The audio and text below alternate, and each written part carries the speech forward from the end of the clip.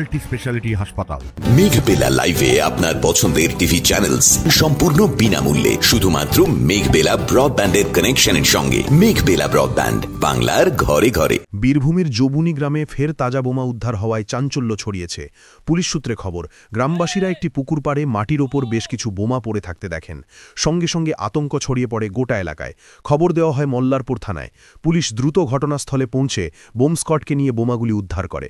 পরে এদিন দুপুরে বোম স্কোয়াড এসে সেগুলি নিষ্ক্রিয় করে।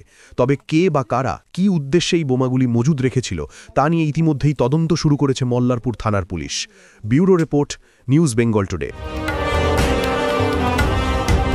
উত্তর 24 পরগনা ও তার আশপাশের এলাকার মানুষের সেবায় ক্যাথ ল্যাবের মতো অত্যাধুনিক সুবিধা নিয়ে পরিষেবায় ব্রতী সারদা মাল্টি স্পেশালিটি হাসপাতাল।